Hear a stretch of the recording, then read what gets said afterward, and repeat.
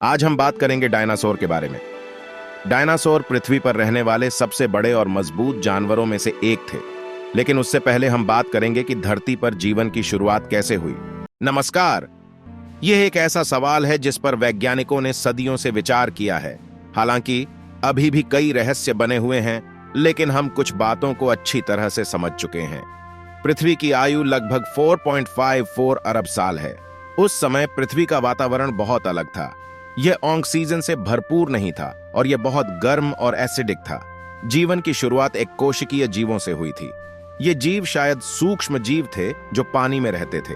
इन जीवों ने प्रकाश संश्लेषण की प्रक्रिया विकसित की, जिससे ऑक्सीजन गैस का उत्पादन हुआ। ऑक्सीजन गैस ने पृथ्वी के वायुमंडल को बदल दिया और अन्य जीवों के विकास के लिए आवश्यक शर्तें प्रदान की। प्रकाश संश्लेषण की प्रक्रिया 2 चरणों में होती है। प्रकाश क्रिया। इस चरण में पौधे प्रकाश ऊर्जा का उपयोग करके पानी से इलेक्ट्रॉनों को अलग करते हैं। इन इलेक्ट्रॉनों का उपयोग एटीपी और NADPH नामक ऊर्जा अणुओं को बनाने के लिए किया जाता है। अंधेरी प्रक्रिया। यह प्रक्रिया प्रकाश क्रिया के बाद होती है और यह पौधों के लिए भोजन बनाने के लिए आवश्यक है। इस चरण में एटीपी और NADPH का उपयोग कार्बन डाइऑक्साइड से ग्लूकोज बनाने के लिए किया जाता है। प्रकाश संश्लेषण एक महत्वपूर्ण प्रक्रिया है जो पृथ्वी पर जीवन को संभव बनाती है। यह ऑक्सीजन का उत्पादन करती है जो सभी जीवित चीजों के लिए आवश्यक है। यह पौधों को भोजन प्रदान करती है जो अन्य जीवों द्वारा खाया जाता है, और यह पृथ्वी के पारिस्थितिकी तंत्र को संतुलित करने में मदद करती है। एक कोशिकीय जीवों के बाद बहुकोशिकीय जीव का विकास हुआ। बहुकोशिकीय जीवों में एक से अधिक कोशिकाएं होती हैं जो एक साथ काम करती हैं। बहुकोशिकीय जीवों के उदाहरणों में पौधे, जानवर और कवक शामिल हैं। पौधे प्रकाश संश्लेषण द्वारा भोजन बनाते हैं और ऑक्सीजन छोड़ते हैं। पौधों में घास, पेड़, फूल और शैवाल शामिल हैं। जानवर अन्य जीवों को खाकर भोजन प्राप्त करते हैं। जानवरों के उदाहरणों में पक्षी, मछली, स्तनधारी और सरीसृप शामिल हैं।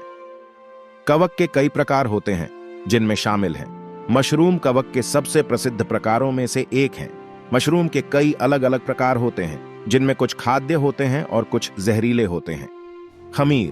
खमीर एक प्रकार का कवक है जो एकल कोशिकीय होता है। खमीर का उपयोग आज का युग में ब्रेड, बियर और वाइन बनाने के लिए किया जाता है। फफूंद। फफूंद एक प्रकार का कवक है जो पौधों या जानवरों पर बढ़ता है। फफूंद कई प्रकार की बीमारियों का कारण बन सकता है।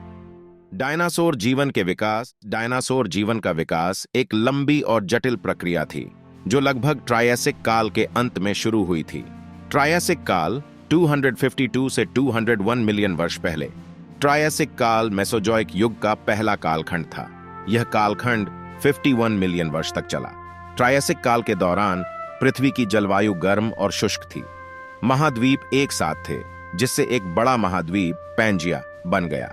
इसने डायनासोर के लिए एक अनुकूल वातावरण बनाया जो इस युग के दौरान पहली बार दिखाई दिए।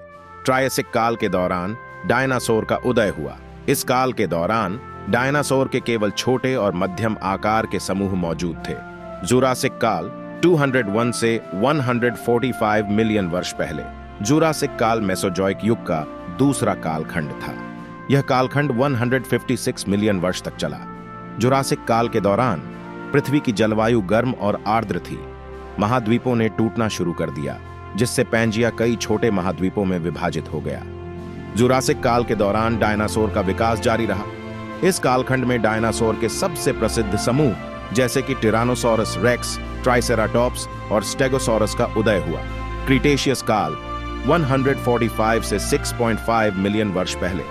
क्रीटेशियस काल मेसोजोइक युग का तीसरा और अंतिम कालखंड था। यह कालखंड 100 मिलियन वर्ष तक चला।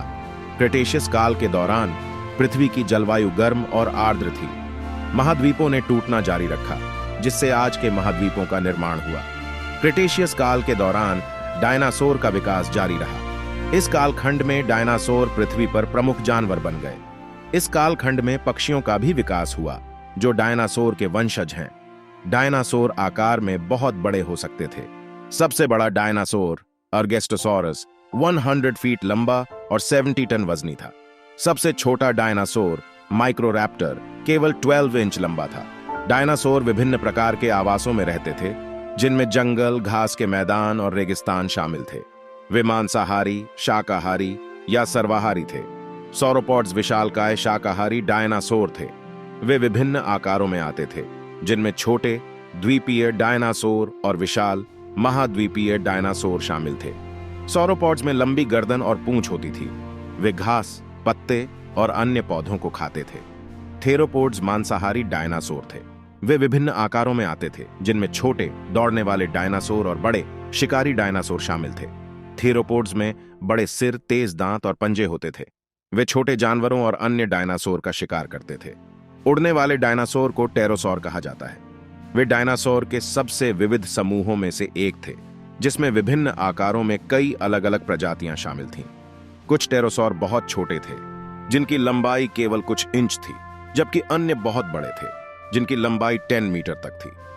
जीवाश्म विज्ञानी निश्चित रूप से नहीं जानते हैं, लेकिन शायद बड़े शरीर के आकार ने उन्हें अधिकांश शिकारियों से बचाया, शरीर के आंतरिक तापमान को नियंत्रित करने में मदद की, या उन्हें भोजन के नए स्रोतों तक पहुंचने में मदद की। कुछ शायद पेड़ों की चोटी उन्हें खोजते, जैसा कि जिराफ आज करते हैं।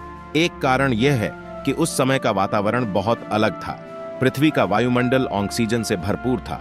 इस अतिरिक्त ऑक्सीजन ने बड़े आकार तक बढ़ने में मदद की।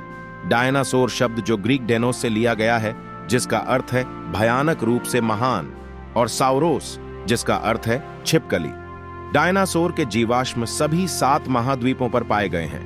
डायनासोर जीवन का अंत 6.5 मिलियन वर्ष पहले एक बड़े पैमाने पर विलुप्त होने की घटना हुई, जिससे डायनासोर और कई अन्य प्रजातियां विलुप्त हो गईं। डायनासोर का विलुप्त होना एक बड़ी पहेली है। सबसे आम सिद्धांत यह है कि एक बड़े उल्कापिंड के पृथ्वी से टकराने से एक तूफान, ज्वालामुखी विस्फोट और अन्य प्राकृतिक आपदाएं हुईं, जिससे डायनासोर और पृथ्वी पर कई अन्य जीवों की मृत्यु हो गई। डायनासोर के विलुप्त होने के बाद स्तनधारियों ने पृथ्वी पर हावी हो लिया।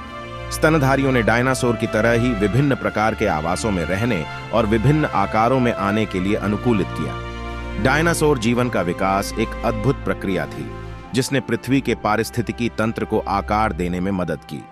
डायनासोर पृथ्वी पर एक महत्वपूर्ण भूमिका निभाते थे, और उनका विलुप्त होना एक महत्वपूर्ण घटना थी। आज तक दुनिया भर में डायनासोर का पूरा कंकाल नहीं खोजा जा सका है। 1990 में सू हेंड्रिक्सन ने फेट, साउथ डकोटा के उत्तर में एक व्यावसायिक उत्खनन यात्रा के दौरान टी रेक्स डायनासोर के जीवाश्मों की खोज की।